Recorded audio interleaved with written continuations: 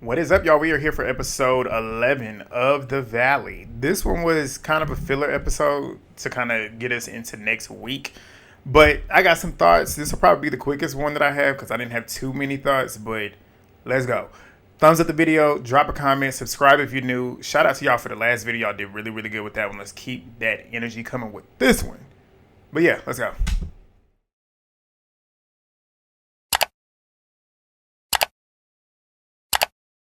So we get back where we have Kristen and Luke. They're at home talking about pretty much like what they're going to be doing in the next couple of years about moving or whatever, hoping to have kids. And Luke is pretty much like, yeah, this space is not going to be what we need when it comes to us bringing kids into the world. We're going to need something a little bit bigger. And he starts talking about all of that. Kristen was like, she just wants him to be happy. But LA essentially has been her place for 20 years. That's what she's called home. And of course, as we know, last season, Luke was trying to get her out of LA. So they're trying to figure out what's going to be the best option for them as a family. And Luke then tells her that he just wants to help her. He wants her to help him help her with her stress levels. He wants to try and take things off of her, take the stress off of her, which obviously, as we all know, that will help her in the process of trying to conceive. So good for Luke. He's showing that he's the best person for Kristen, truthfully. All right, so we get a scene of Danny, Nia, Zack, and Benji. They're out at lunch, pretty much planning Kristen's and talking about Kristen and Luke's proposal vacation. And Nia ends up asking Zack, like, I know you know, so how do you know? And Nia was like, I love how Luke is pretty much trusting me and Danny with the whole secret, starting everything, getting everything kind of organized to where he can go ahead and execute it. But Zack ends up stating that he just pretty much started noticing like Luke was a lot more lovey with Kristen. It's just certain vibes that he was picking up where he kind of already had an inkling that he might be getting ready to propose to her. So Nia then says like they start talking about inviting people and whatnot.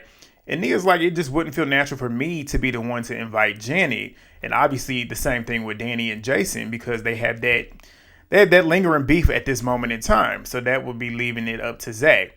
But Zack says it's ironic, too, because last year, as we all know, Janet excluded me and Kristen from her vacation, and now I'm the one that's having to invite her to a vacation that is strictly about Kristen. So it is funny.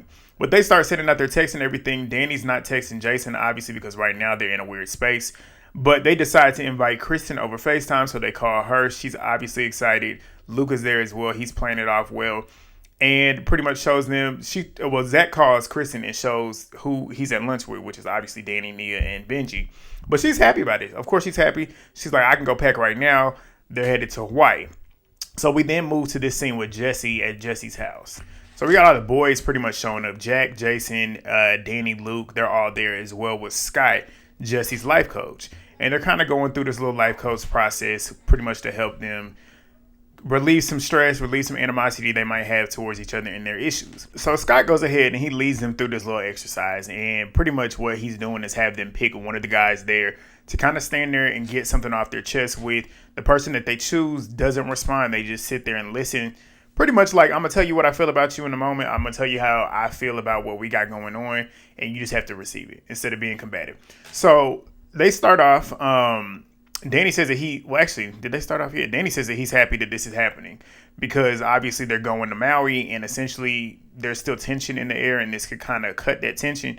But they start, Jax ends up letting us know too and letting them know that he's not going to Hawaii because it's not good for him right now. Duh.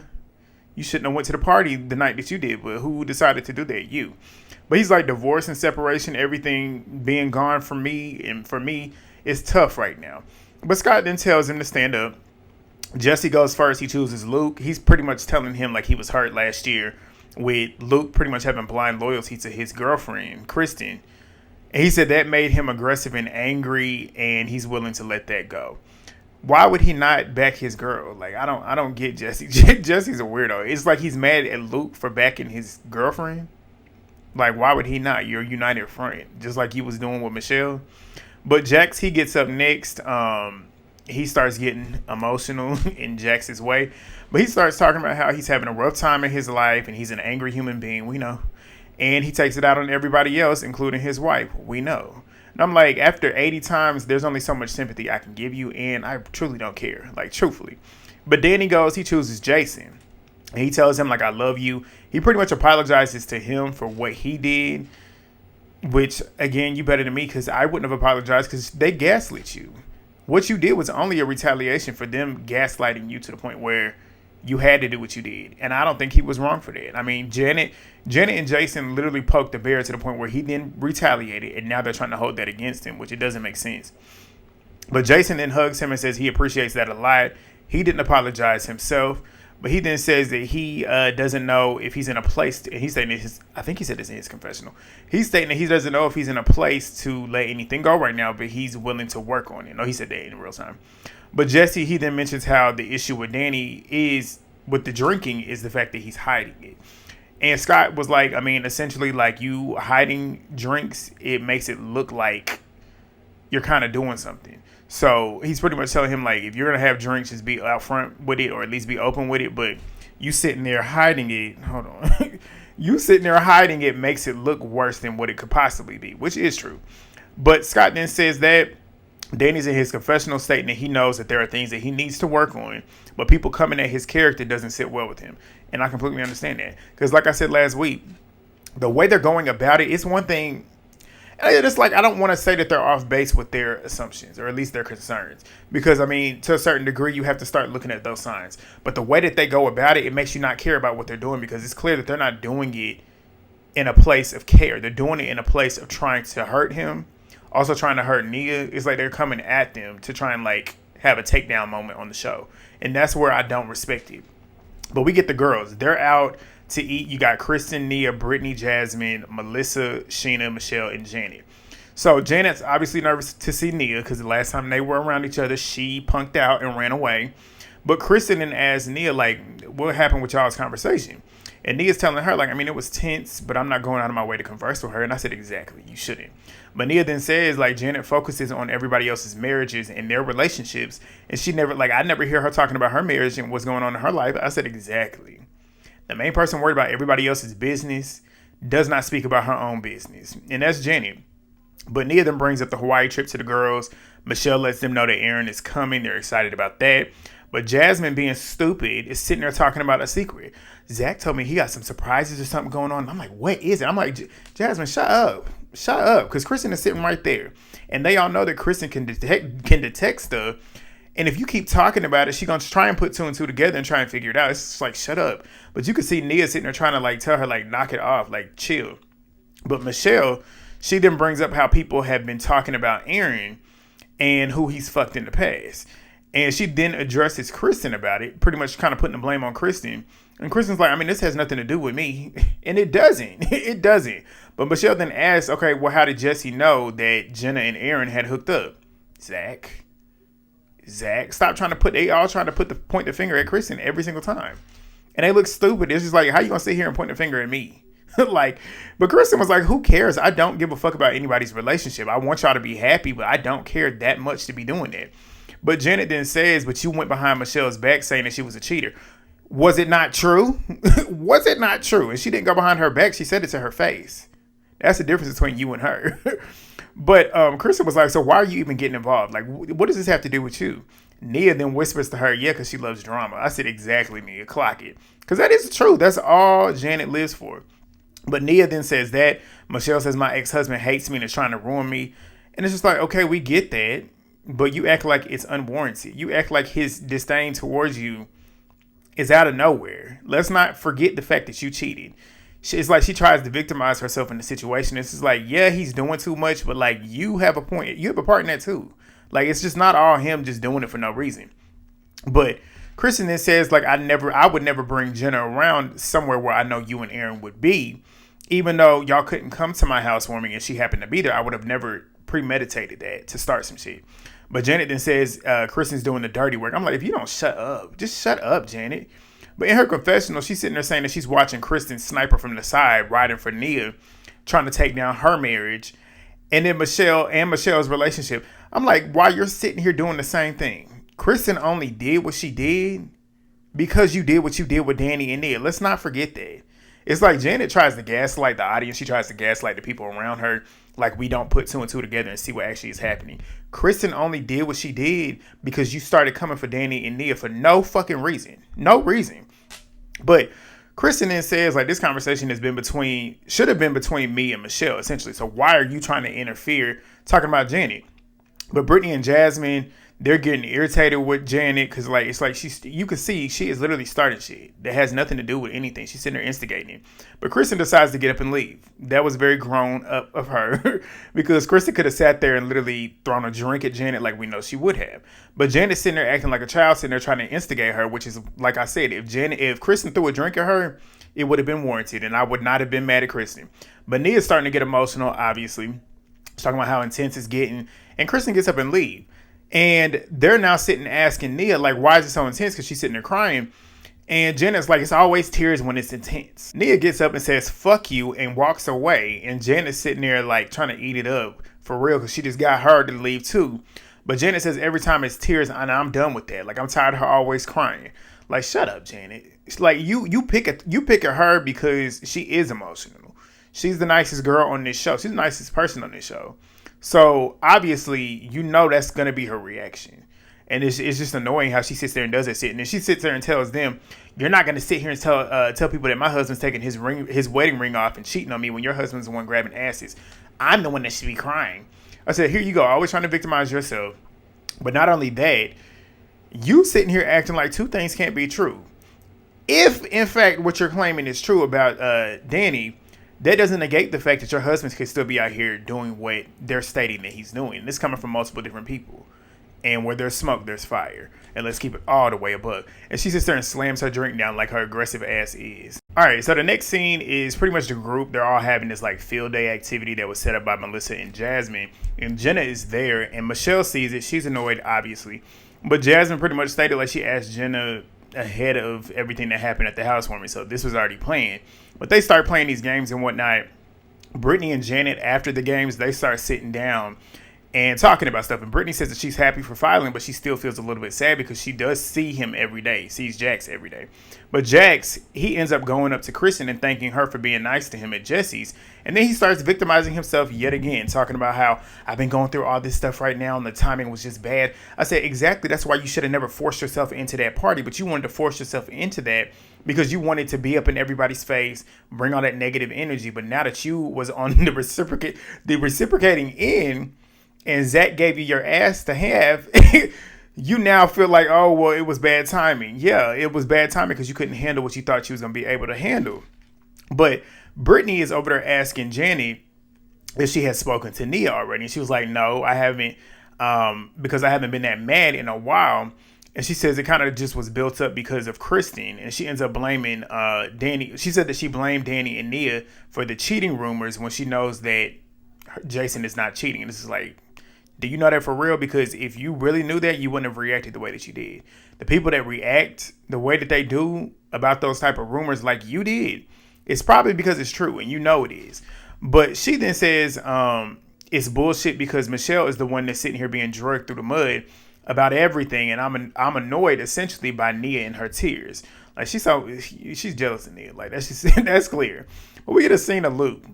He's at the jewelry shop. He's dropping off his gecko as a decoy to throw Kristen off with him going over there to pick up the ring. The ring looks really, really nice.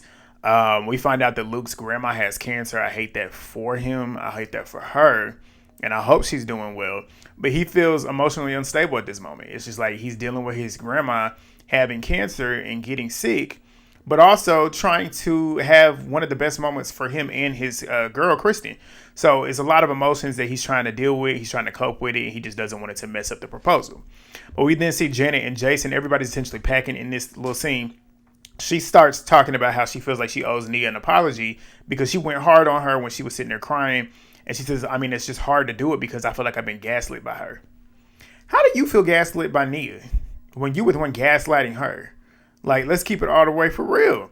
But Danny and Nia, we see them over there, and Nia's pretty much telling Danny, like, I'm not going to give her my energy. Like, I'm going to pray that she don't do or say anything that triggers me, but I'm not going to give her my energy when we out here on this trip, as you shouldn't. But Kristen and Luke, they're packing at home. She's trying to figure out what to wear. Luke is pretty much telling her, like, especially with the fishing thing, because apparently he's going to propose to her while they're fishing. And she's trying to figure out what to wear, but he's pretty much telling her essentially, like Nia said, the girls are going to be looking cute. Basically trying to make sure that she does not look crazy in her engagement photos. But Kristen then says, like, I just don't plan on speaking to Janet at all. Like, our friendship is not there and it's over. Please stick to it this time, Kristen, please. But Brittany, she ends up standing up Jax for lunch. They were about to meet. They were about to meet for lunch to discuss, I guess, co-parenting situations. But he ends up calling her because she's not there. And she ends up saying, I'm not coming because I woke up to DMs from all these different people about you being drunk out on the streets with girls. And he's sitting there denying it. And she was like, I mean, I need to keep my space. And I only agreed to meet up with you essentially because we have a child and we need to work on this co-parenting situation. But she then tells him, like, I don't need you for anything. I can handle everything with the house. I'm getting everything figured out. And she tells him, too, I think you're a terrible, vile human being. Could that be triggering to him to hear? Yeah, but is it wrong? No, she's right. But he then says, like, we're no longer in a relationship. We're no longer together. So what I do on my own term is my business. And it's just like, yeah, that's true. But also you went to rehab because your drinking and your substance abuse triggers those anger issues that you have. So for you to get out, and I'm assuming this is probably a week later, to already be back out on the town, it don't even have nothing to do with you being with girls. It's just the fact of the matter is you're drunk. You were drunk yet again. As we know, you drinking leads to your bad habits. So you're still out here basically showing that you wasted 30 days because you're not doing anything to change those bad habits that you have. But everybody ends up arriving in Maui. They're in Hawaii now. They're getting settled into their rooms. This was interesting, though, because Luke and Kristen had an opportunity to get the presidential suite because Zack and Benji got upgraded. And they were kind of debating with Nia and Danny if they should give it to Kristen and Luke. But they eventually stuck with it because essentially that could kind of make it look a little bit like, oh, why y'all giving me this? But he then asked them about that. Michelle and Aaron, they're in their room talking about Aaron and Jesse. They weren't speaking at all. Aaron seems optimistic about the future. He's like, hopefully we can talk and in the future we can have like family trips and stuff. He's trying to think positively, which is good. But Jason and Janet, they're seemingly interested in wanting to squash the shit with Danny and Nia. I would not if I was Danny and Nia, but that's not me. But everybody's now down by the pool, and this is where this starts. Jason and Danny, they're sitting there in the pool talking about, we done squashed our shit, let's try and get the girls because I know that they still have a lot of tension.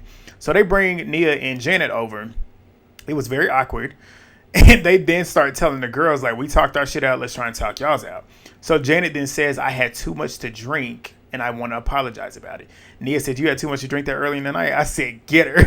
Get her. Because wouldn't she do the same shit to Danny? She would do the same shit to Danny. And you could tell she kind of felt clocked about it, too. And she was like, well, the margaritas were so strong, but I should have never yelled at you like that, and I did deserve a little bit of that fuck you. Yeah, you did. You did. But Nia apologizes for it because she is too good of a person. I wouldn't have apologized for it. But Danny apologized to Janet. She says that she'll forgive him because she knows what she did wasn't right as well. But Nia then says essentially it's hard to read Janet. Like, I can't tell if she's being genuine or not. She's not. I'll tell you that myself. She's not. And she essentially says, yeah, like, I'm going to keep my walls up, essentially. I'm going to keep my guard up because, like, why would I allow her to hurt me yet again? Which is good, Nia. But the producer, he ends up asking Jesse in his confessionals how he feels about Aaron being on the trip. And Jesse starts talking about his issues that he has with Aaron and says, like, I would expect him as a man to be reaching out to me, calling me, asking me how I feel about me being around your daughter.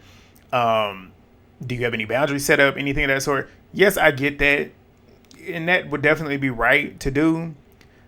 But Jesse, like, if he would have called you, you would have spazzed out on him. Like, let's keep it all the way for real. But Luke is getting nervous about the proposal while he's sitting there with Kristen down there at the pool. But he ends up going upstairs. Kristen's sitting there trying to, like, get a little bit of information to try and figure out, like, what's wrong with you? Like, you can tell he's just discombobulated. But she thinks it's possibly due to his grandma. And she was like, he's normally good at communicating, but he's just not communicating with me right now. And I can't get too much off of it. But everybody's now getting ready for dinner. Luke and Aaron, we have that cliffhanger at their little conversation that we'll see that looked a little bit tense, but we'll see if it stays tense next week. Well, on Tuesday. But if y'all got this far, please go ahead and thumbs up the video. Drop a comment. Let me know y'all's thoughts. Like I said, this was kind of like a filler episode, which is why I didn't really get too detailed. But I'll see y'all next week. Probably either, it's going to be on Wednesday. I'm probably do it Wednesday or Saturday. Or it'll be back on Sunday. But I'll see y'all next week.